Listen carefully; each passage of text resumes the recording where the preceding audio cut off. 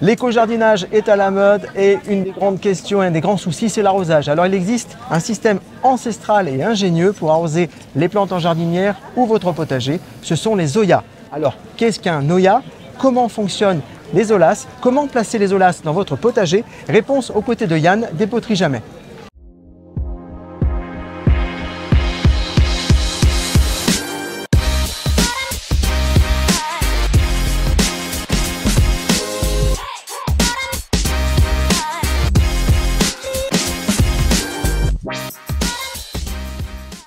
Bonjour à tous, nous sommes donc aux 8e édition des Journées des Plantes de Blandy et parmi les exposants des Journées des Plantes, il y a les Poteries Jamais représentées par Yann. Bonjour Yann. Bonjour Franck. Alors Yann, un Zoya c'est quoi?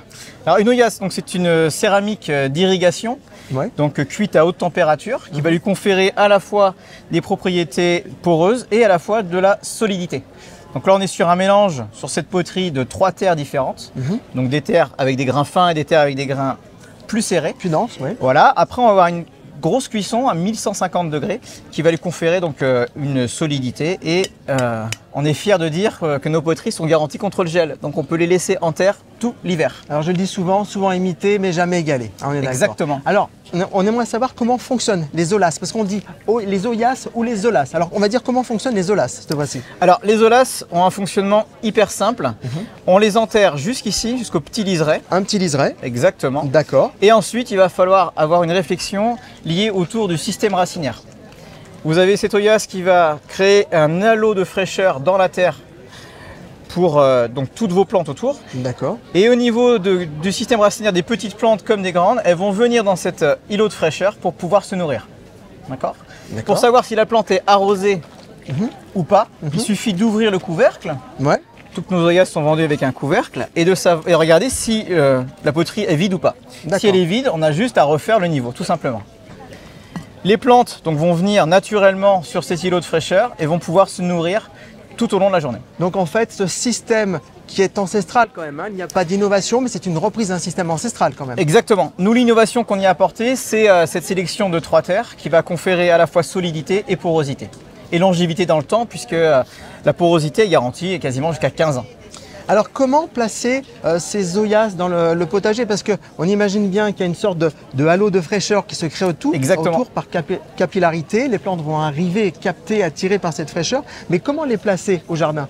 Alors on les place en fonction, toujours pareil, on va raisonner le système racinaire des plantes. On va mettre les plantes avec les petits systèmes racinaires au plus proche des Zolas. D'accord. Et on va mettre les systèmes racinaires un peu plus grands, donc courgettes, aubergines, un peu plus loin.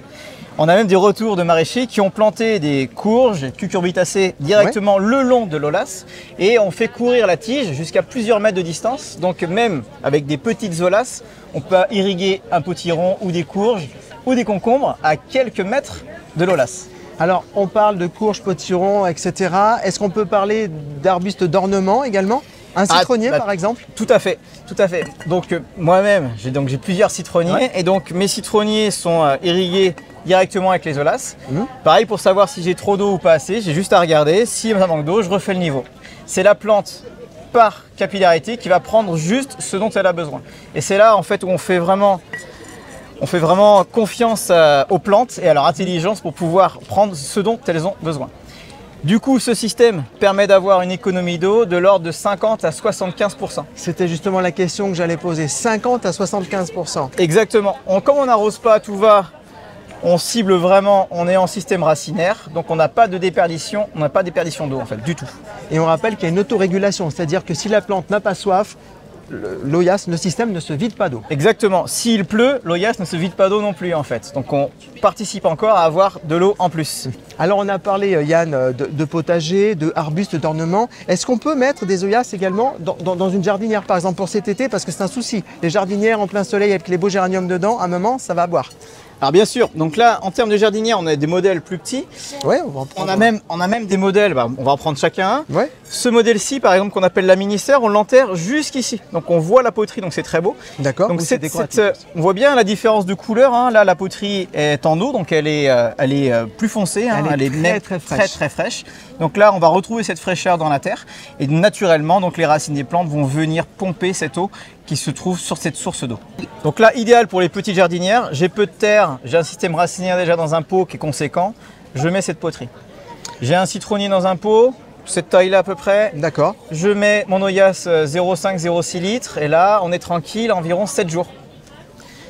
Comment trouver ces produits de la marque Jamais, Yann? Alors ces produits de la marque Jamais se retrouvent, donc, comme ici à Blandy-les-Tours, sur des salons. Sur les salons, oui. Quelques magasins partenaires, type Truffaut, et un petit peu de vente en ligne, sachant qu'à la poterie, vous ne pourrez pas en trouver. Toute la vente se fait par des représentants de la marque qui expliquent et qui conditionnent la vente des produits justement aux besoins spécifiques des particuliers. Merci Yann. Avec plaisir. Je rappelle que j'étais aux côtés de Yann des Poteries Jamais pour présenter les Olas ou les Oyas, ces petites poteries céramiques traditionnelles ancestrales, très ingénieuses pour limiter vos arrosages en été. Merci Franck.